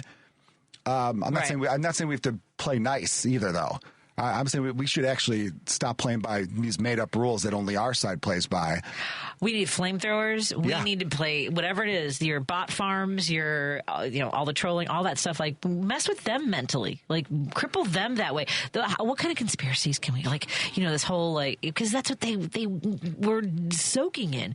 Were conspiracies about how Hollywood was draining babies' blood, adrenalized blood for the Firmicron so they could stay young, that there was a pedophile ring in a pizza place in a basement that didn't even have a basement. My favorite was Democrats control the weather. Oh my God, this just happened. Yes, that was September and October. They still believe that we set hurricanes. To me, though, if I found out one of the two political parties could control the weather, I'm voting for that party. Right, why wouldn't you? They've got Storm from the X-Men in their cabinet. I don't it's just but that is that's the small, crazy side of them that seems to get amplified the most. Yes. That's where I think the Dems need to stop playing they try to win over moderate Republicans. Right. Stop it. Or people who aren't dealing with reality. Yes, just forget it. Yeah. Someone on this station made a great point a week ago where it's the Democrats need to, the people we already have, stop trying to win them over and try to figure out the other people. And then the people you can't win over, don't bother. Well, because it's the people who sat at home that really decide. Get them to come on out. Those and people. They don't come out because there's nothing. I know the stock market's up, inflation's down, and unemployment's down. But those are all things that aren't things that I could hold in my hand or I could physically point to or anything like that. Right. That's where the Biden administration failed. Even with the student loan thing, if they would have actually done that, guess who would have hated it the most? The people who weren't voting for you anyway. Right. And I know they did some of it. There were some steps made, and that was great, but still feel like a half measure. There's too many half measures. Even with the $2,000 thing that started off right away. He ran saying, I'm going to get $2,000 checks to everybody. And then right when it came in, he's like, well, it's going to be $1,400 because you guys got the $600 8 months ago. Where it's just kind of like, you couldn't even give us the full $2,000. I get it. I get technically 14 plus 6 equals 2. Sure. Or 1,400 plus 600 equals 2. But still, it's just give us a victory lap, pal. Yeah, I think you're right in a way. I mean, as far as, a friend of mine, we were on the phone. I had him on speakerphone, and my husband later was like, I guess he was right. Was it, why is she talking about these things? Why is she going on to Call Your Daddy podcast? Why isn't she talking about her policies? How is she going to help people? To your point about inflation and the cost of things. The thing is, what did he, it's just a change. It's not like he offered anything. He was talking about sharks and batteries and Hannibal Lecter and dancing for 44 minutes. I get it. I think that's why our side is having the bang our heads off the desk moment, because we compare the two and the choices. And the people who are like, she wasn't qualified. I'm like, she was district attorney of the biggest state in the union. Yep. She was a U.S. senator, a vice president, all of these things. He is a businessman who inherited his wealth from daddy. Also, to all the Trump supporters who were like, you notice no one ever called him racist until he was running for president. He was sued by the Nixon administration for discriminatory practices in the 70s. This guy's always been this way. The difference is, though, sadly, in American politics, and this is where we could be disappointing as a country, 41% approval rating was Biden's. That was attached to her. Right. Nobody's ever won with that. I don't think it mattered who she was going to go up against. I think she had a shot because it was Trump. If it was her versus Nikki Haley, sadly, I think Haley would have killed her. That'd be interesting. It would have been interesting. I really do. I think that way. That would have been interesting. Well, we'll never know. No, we'll never know. But that's just how it goes. He doesn't have to. All he has to say is, I'm not them. Right. That's really all that side has to do. And at the end of the day, they vote for the R. And I'm not saying our side doesn't vote blue no matter who, of course. But it definitely feels like our side's more likely to just be, because I know a lot of people on the left who just felt so uninspired. Felt so uninspired. They held their nose to vote for Biden last time. Wow. And I think Biden did a better job than people give him credit for. I'd vote for Biden's corpse over Trump. Absolutely. You know? I like him. I think I would have voted for him. That part we can, the autopsy on that. I want to talk a little bit about the FAFO that everyone's talking about. Shorts? I love that Toy Story. Is that still around? The F around and find out part. I hate it so much because I'm like, but we're all going to find out. Why do I have to be in a drowning boat with, why am I on the Titanic with these people who drove us into an iceberg? I agree. But I have to, I'm gonna get an axe and get a door. I'm gonna be out there floating. I'm gonna make sure it's just me and not Leonardo DiCaprio trying to balance it. I'll make sure he has a door too. There you go. Because remember, they thought that she could have given him a little more room on that door. You ever see that question? They asked Leonardo DiCaprio that, and he was between Brad Pitt and Margot Robbie. And Brad Pitt and Margot Robbie was like, there was so much room for you on that door. And Leo just kept saying, no comment, no comment. James Cameron's still a good friend. No comment on that. No comment. That's really funny. Let's take a break here. We hang out with, do you have a third date you want to share with us? Zanies. I'm headlining Zanies in Old Town December 26th. It's the day after Christmas. It's a Thursday night. Great. Everyone takes off that time of year, has a little post-holiday glow, Christmas glow, and come on down to Zanies in Old Town on Wells, just south of North Avenue. You can go to joekilgallon.com to find out about that show, as well as December 6th at the Laughing Academy in Glenview, December 7th at the Twisted Shamrock over by Midway Airport, and I will find out more about Joe Kilgallon when we come back on WCPT 820 Heartland Signal. We can open up the phone lines. I know I've been having some technical issues. If we can open up, was that okay if we open up the phone lines? Because I've been having trouble with my buttons, folks. So thank you for your patience. More in a moment on WCPT 820 Heartland Signal and KTNF AM 950 Minneapolis, St. Paul. This is WCPT 820, where facts matter. Patti Vasquez is taking your calls now at 773-763-9278. Driving it home with Patti Vasquez now on WCPT 820. Thank you so much for joining us as we continue to drive it home. Joining me in the studio is comedian Joe Kilgallon. He has a bunch of great dates coming up. If you can catch him doing live comedy on December 6th, he'll be at the Laughing Academy in Glenview. December 7th at the Twisted Shamrock on the south side over by Midway Airport. And on December 26th at the Zanies in Old Town. Go to joekilgallon.com. You can go to their websites, but this way you find out about his whole schedule and a little more about Joe. What neighborhood did you grow up in? I grew up in Portage Park. Oh, Portage Park. Went to Portage Park Elementary School, right down the street from the school and right by the park, too. And then you went to St. Pat's? Yes. St. Pat's. I was supposed to go to Res. I graduated in high school in 89, and I was supposed to go to Res, and I remember going to get fit for the skirts, and I was like, I can't do this. I can't wear a skirt for 4 years.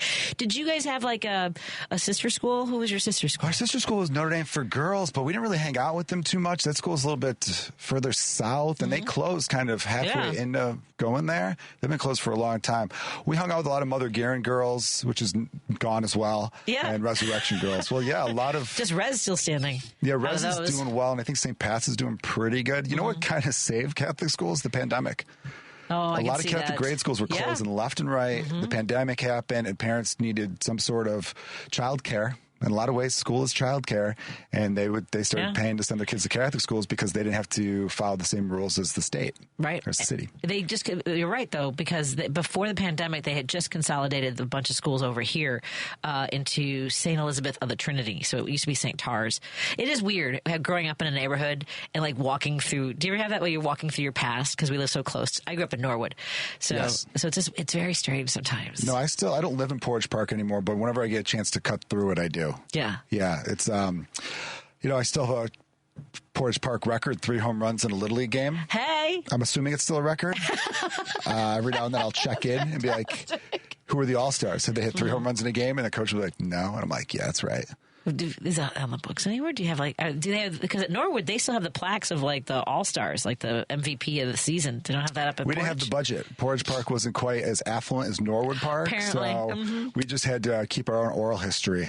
Legend gets passed down from generation to generation. I'll show up and tell the younger kids about the legend of myself. I love that. As you should. Someone's got to know. Yeah, you got to let them know.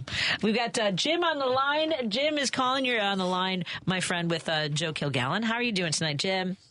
Hi, Joe. Hi, Patty. I never felt so secure in my life when that demented celebrity took the stage during the pandemic.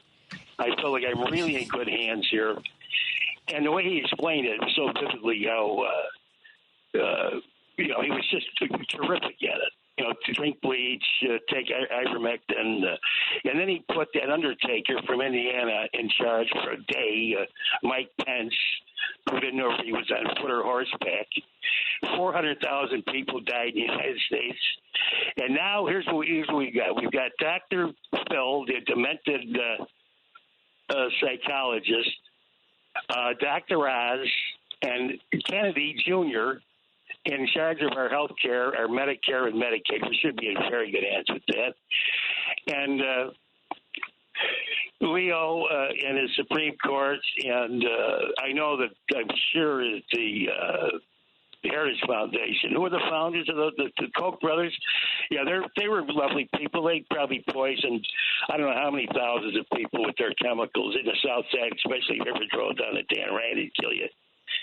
That's where they dumped all their stuff. And they'll be in charge of our health care. So we should be in real good hands with that for 4 years. And as far as mental health care is concerned, I don't think they give a whiff about health care. The only thing that he cares about is the people from asylums. He always mentions people from asylums in these other countries. I can assure him that they don't have any psychiatric help in those countries, that they're too poor to have psychiatric help because we can't afford it here, obviously. But we should be in good hands for 4 years because he was so good during the pandemic. I felt so secure. Didn't you, Patty? I'm hearing a little bit of sarcasm in your voice there, Jim. What do you think, Joe? Yeah, a little bit, Jim. You're laying it on thick, and I like it, my man. I like it. Yeah. I mean, I did. I thought, and not only that, you know what's so strange about that? I was at the track with a guy from China. Him and his wife had gone to China, and somebody was saying something about the Chinese virus. I heard it. Well, anyway, I went out to smoke a cigar and I almost choked at that. I thought, Jesus Christ, I smoked. Excuse me. I almost smoked. I thought I smoked myself into emphysema. But I think I caught it very early on there, and I somehow pulled out of it. But I didn't sequester. That was in January, late January. Trump discussed this disease with the guy that wrote the book about Nixon. Nixon never would have been bounced out of office under these conditions today. They would have just said, "Oh, that's fake news. That's fake news." So Nixon's the greatest guy in the world. But this is what we live in. This is the theater we're in. But anyway, it's March, and in my apartment, I said, I'm going to lay low. And I went down to get a sandwich with a guy. The guy says, "Oh, it's just the flu. It's just the flu." I said, "Okay, Bill." I just bring the hamburger outside. So I'll take it home with me. So anyway, I held up for as long as I could. But remember, he knew about this in February, and he told that nut who wrote what's his name? The guy who wrote the two guys that broke the story on Nixon. Woodward and Bernstein. Woodward. Yeah, he discussed Woodward. He plainly discussed with Woodward. He was very coherent that day because he told Woodward, "Oh, this is a very dangerous disease. This is really going to be dangerous. This is dangerous." But of course, he's not going to tell the American public because he wants to be elected again. For what reason, God only knows. I don't know why he wants to be elected again, but he'd sacrifice 500,000 people to be elected again, and he did. He didn't mention it till when he came out. When did he come out for his first press conference? It was well beyond. Everybody was in refrigerator trucks by that time. The average refrigerator. But I was going to say, it's called COVID-19 because it was discovered in 2019. Right. Yeah. So right. Anyway, they knew about as far as October of 2019, and then we started shutting things down in March. But, Joe, everybody falls out of a job on that. That's where the Internet really failed. The CDC is trying to patch it up now because everybody should have known about it. Our druggists, our doctors, everybody on the Internet. So everybody should have known it. But apparently that failed. And then we have a lunatic as president. But you know what gets me? This is a right to die state, isn't it? I think it's a right to die state. I know there's 7 or 8 other states in America that are right to die states. So you get, in other words, when it's curtains, you can get the right amount of pills and bump yourself off. And I think that's great. And the point is, I don't know, with Dr. Oz and this guy and Peter Thiel and this fanatic religious court that we have, they might deny it. I know they'll keep the pills for themselves. Oh, God. Yeah. Yeah, but they certainly won't give it to a Democrat, to a poor Democrat that get their hands on it. But that's what we're in store for. I mean, we're in store for the 4 most horrible years ever. History will not be able to write this because nobody will be able to figure out how America went from 250 years of democratic rule to insanity in this amount of time. They won't know how to figure it out. No, Joe, and I was just saying that we can't. The journalists can't even write it now, Joe. No one's covering this. No, they're not. Everyone seems dumbfounded, and we just seem to be going in circles of how could it happen, and this happened, and who's to blame on this side and that. And yeah, you're making some great points, Jim, and you really are reminding me of how awful Jim, hold on it was. a second. He can't hear you. Our headphones aren't working in the studio, so go ahead, Joe. Oh, I'm sorry. It was Jim. I can't hear you, Jim, unfortunately. Yeah. I was hearing you before. But yeah, you were making great points about the fact that all the things he knew, all that happened. And yeah, it reminded me, just you talking about him being briefed, reminded me that just about every member of his first cabinet, all of the generals said he is unfit to lead. Every one of his cabinet members from his first term think he's a joke. He's one of the most incompetent. Let's stop using that word. Dumb. He's dumb. That's what they called him, right? Yeah. We need to start using the words. We need to start using the words that everyone could understand. Don't say incompetent anymore, everyone. Say dumb. He's a dumb person. Syllables. His generals thought he was dumb, and I don't know how that wasn't being used enough in the campaign. But then again, it might not have mattered. People don't seem to care. No, they don't. Well, it wouldn't have mattered because it wouldn't have mattered because they can't explain this. Nobody can explain why we would end up a Supreme Court now for the next 50 years who's going to deny every Democratic initiative going back to the 30s. They're going to look at Social Security, Medicare, Medicaid, the 8-hour work week. You name it. The 40-hour work week, the 8-hour work day, right? Yeah. 40 hour. But my point being, can you, Joe or Patty, can you think of anything that the Republicans' initiative that they've ever put across, not in my lifetime, that's helped any citizen of the United States? Housing by Lyndon Johnson, voting rights by Lyndon Johnson. I mean, what have they done? They haven't done anything. And now they've given us this demented celebrity, a guy who, for some reason, he grew up to be a celebrity. He went all out to be a celebrity. He called newspapers under a phony name and anything to get on TV. Barbara Walters put him on TV. She's the idiot that put him on TV. He's this real estate mogul. Here, go ahead. We were saying something, Joe. No, I was going to agree with you, Jim, on all that. They just don't. What kills me too is like Dr. Oz, another celebrity type pick. Mm-hmm. It's all these celebrity type picks. Remember what happened to Draining the Swamp? And you asked Jim, what did he accomplish? I think his goal, which was selling a lot of merch. Or any sold a lot of flags. But policies of any Republican in the last. I mean, I see a lot of carnage. I talk a lot about how much Reagan, whether it was labor rights, the AIDS epidemic. The disparity in wealth really can be traced to Reagan policies. 6% of the wealth is being fought over by 165 million Americans. That's all that's left because the top 1% has like 60% of the wealth. Yeah. It's insane. It really is insane. And we were talking about mental health earlier today. All that can be traced back to 1980s Ronald Reagan's America of cutting mental health service, cutting everything, adding that tax to Social Security that people forget wasn't there before him. So, yeah, he added taxes, but he did them to hurt working families. That's what he did it for. Jim, I have to let you go because I'm having technical issues, but thank you so much for calling, my friend, okay? Thanks, Jim. Take care. I'm trying to remember, maybe it's 40%, top 1%, because, and here was the thing, was that the wealthiest, to Jim's point, during FDR, were taxed at like 90%, and they were still wealthier than hell, right? The Hearst, the Rockefellers, the Mellons, So when people hear that, they must think, oh, that's crazy. They're 90%. But what they did, though, was that, first of all, it's every dollar made over the 91%. People forget how it's a progressive tax rate where they think you jump up. Like people, I remember hearing people say, well, if they're going to raise taxes on people making over $250,000, I'll just make $249,000. It's like, well, okay, you don't understand how this works exactly.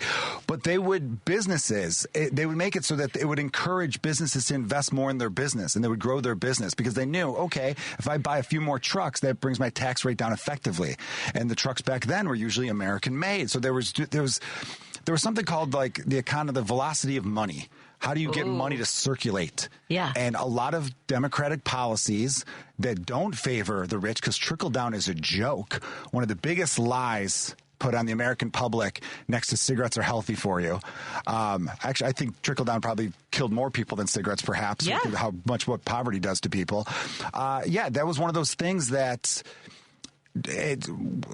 having the higher tax rate, it was everything. And they always bring up the 1950s. I'm sorry, I'm bouncing around over here. No, but they always bring up the 1950s. And it's like, do you know what the tax rate was in the 1950s? Do you have any idea how high it was? If you want to go back to that, what they really mean is I want to be able to go back to openly hating the people I used to be able to hate.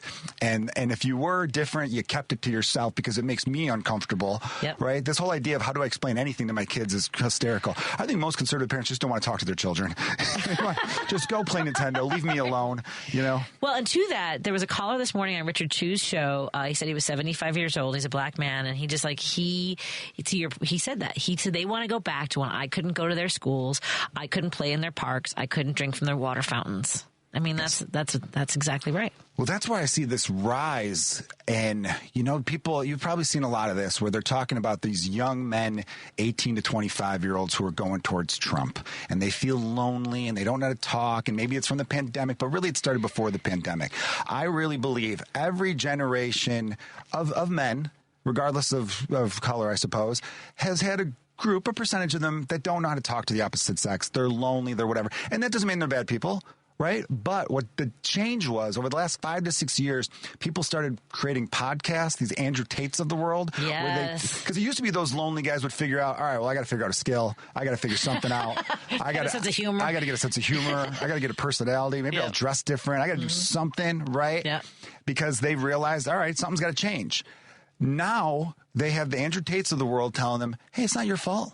It's not your fault. It's this Me Too movement. It's the rise of feminism. Yep. These women owe you.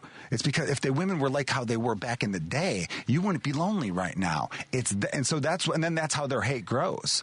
That's why they think, if a woman has had more than 2 partners, she should be stoned. Like they say just the most horrible things I've ever read. And this rise of they all should be in the kitchen. They should be this, that. The whole my body, your body, my choice guy. I don't even want to say it again because I don't want to give that guy any more credence because he's a troll. Yep. And that's the thing I think our side needs to start doing too. Ignore the trolls. Because you're amplifying them. Yeah. If you don't talk to them, they go away. Should we also be trolls though? I don't know how we don't know how to troll as well. We're not as good at trolling. We're not good at trolling. We're not. No. But you know what? We're the cooler side, I feel like. No, it's true, though. Yeah, it really is. Think about the type of people who are on the left versus the people on the right. Fair. And look, I'm not knocking everyone on the right. There's some good people on the right as well. Mm-hmm. Yeah, you're true. But okay, whose party would you rather go to? Right. Right? Exactly. What has better music? Mm-hmm. What has better food? Exactly. You know what I mean? We're going to eat Big Macs and listen to Toby Keith? No, thank you. No, thank you, pal. Nope. Right? I want to listen to some really cool music and have an eclectic range of food. Right? That's the party I want to go to. So I almost feel like if we could just partially ignore that and show how we have better parties. Yeah, and amplify our side. Yeah. You know what I mean? But I think we try to do the joyful warrior thing. But I think you're right. I want to make sure, because this is who we are as Democrats, we want to make sure we tell you the truth. Because I mentioned that 1% of the population has 60% of the wealth. I apologize. In the first quarter of 2024, almost 2/3% of the total wealth in the United States was owned by the top 10%. Wow. In comparison, the lowest 50% of earners only owned 2.5% of total wealth. You know what? You're right. We have to be truth warriors. The record of 3 home runs in a Little League game is tied. It's me and several other people have done that. So I don't want you thinking I'm the sole holder of that record. It was a record that was tied. Over the past 50 years, the CEO to worker compensation ratio has exploded, causing the gap between rich and poor to grow, with some economists theorizing this gap is the largest it has been since right before the Great Depression. That's crazy. Well, yeah. What happened right before the Great Depression? Yeah. Hoover. He's a good guy. There was a tent city on the front lawn of the White House, I believe. Yeah. Well, that was another thing he was talking about. Did you hear that he wants to basically round up homeless people and then ship them out and have a tent city for them, someplace, use a plan? There's so many. I do have one idea. Yes. If you could fix things. I hope this doesn't come off as inhumane because it's really not. Texas was sending us migrants, which I think is great. It's a political move. I don't think it's great that they're doing that because you're using people as political pawn, and that's just terrible to do. It's inhumane in a lot of ways.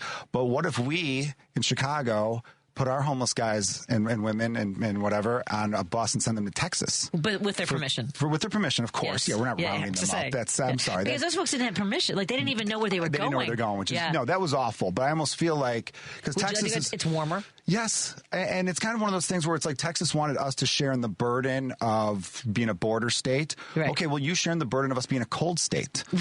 And then they could send them back when the weather turns. But I'm saying for the winter months, we could send all of our homeless people with their permission, of course. Yes, of course, everybody. Of course. Right. And we'll be nice buses. In some place, and some, good part of Texas. Good sandwiches. Yeah, I like that. Yeah. Right? Folks, we're comedians. We also take serious topics, and we filter them through our view of the world, where folks get upset at us. I'm glad you said that. The views of me do not result. Well, again, but I mean, like, we're trying to process someone said speak for yourself. I don't know what part they want.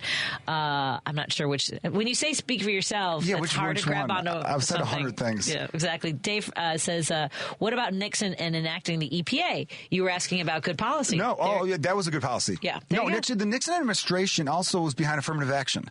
There was also a few things that the Nixon administration did that I'm sure a lot of current Republicans might look back and be like, what? But there's a few things. Look, Eisenhower is one of my favorite presidents of all time, and he was a Republican. Yeah. He was very progressive in a lot of ways. The interstate highway system turned out to be a pretty good idea there, not just for connecting the country. And when you do things like that, investments in infrastructure are always great for the most part. I don't think there's ever been really a bad one unless you're trying to build a wall that people could take a plane over. 55% of immigrants, I don't know if that stat is still true, 55% of illegal immigrants took planes to get here. The one that says speak for yourself says that they feel very strong with their trolling skills. So cool. Man. Well, get out there. Yeah, get to it. Why are you coming to us? Go get the people that need to be trolled. Tag us. I want to see them. Let's take a break here and continue our conversation. We're going to wrap up. We'll only have like a minute, but we want to make sure you know where to see Joe Kilgallon performing in the local area. From what source are you reading those statistics about wealth? Oh, thank you. Wealth distribution. By the way, the congressional, the CBO also released a report on the 1% wealth, so you can find all of that online. You can Google that. The richest top 1% own more than wealth than 7. I think it's global too, but mine are coming. That one was from Statista. Whatever that was. It's from 3 weeks ago. Statista.com. So I think we can look at the sources there. But I've been doing some research on this because this is what we're not paying attention to. And now I'm late for the break. Bye, everybody. I mean, I'll be right back. Not bye-bye. We'll be right back. Dive deeper into the heart of the news and stories at WCPT 820 and across the Midwest by checking out our website, heartlandsignal.com. It's the coverage I can count on every time. For the latest news updates, in-depth analysis, compelling stories, comprehensive election coverage, live streams, and thought-provoking opinions, head to heartlandsignal.com. When I need to know, they're there. They keep me informed and updated wherever I am. Stay informed with WCPT 820, your go-to source for where facts matter. You're listening to WCPT 820 because facts matter.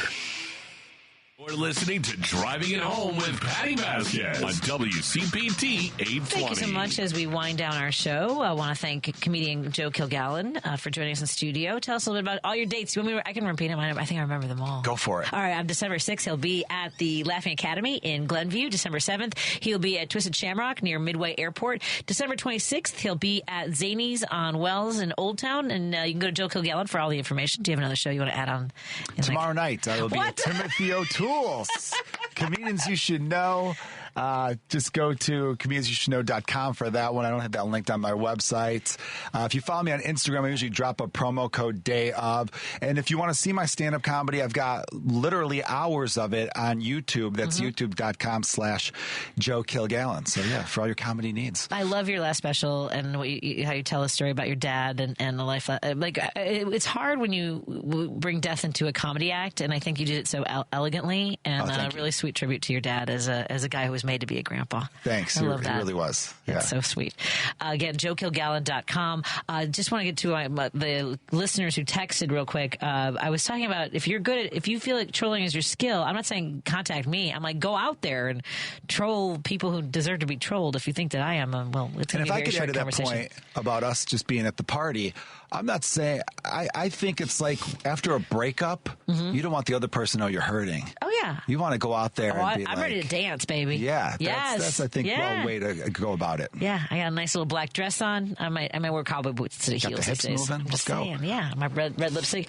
And then in reference to what Joe was saying about Republicans never doing anything good for Americans, Tom Hartman has said that if anyone can come up with legislation that was created by ours, signed into law by a Republican president, he'll give them a free signed copy of one of his books. No one has won one so far. Also just came from Armanetti's in Woodstock. They have Trump wine everywhere. Guess it's time to shop for a new wine shop. Oh, there's Trump. Well, Minocqua Brewing Company. You go to the Patti Vasquez show page, pin there at the top of the page. You can find out where you can pick up some of your progressive brews. And they've got Antifa. We've got a whole bunch of great beers. Home Away from Home is a really good hazy IPA. I'll have one of those for you next time you come if you like those. I'm looking forward to it. Excellent. Joe Kilgallon. Expect him as often as he can get away from home because he's got 3 little ones under 7. It's a lot going on. The holidays are coming up. If I don't see you before Thanksgiving, happy Thanksgiving, Joe. Happy Thanksgiving to you and your family. Thank you so much. Thank you so much. To all the listeners. And everybody. Thank you so much, everybody. Sheila and Paul, thank you so much for keeping the show on the tracks. Randy Rhodes is up next, followed by Matt McNeil. Good night, everybody.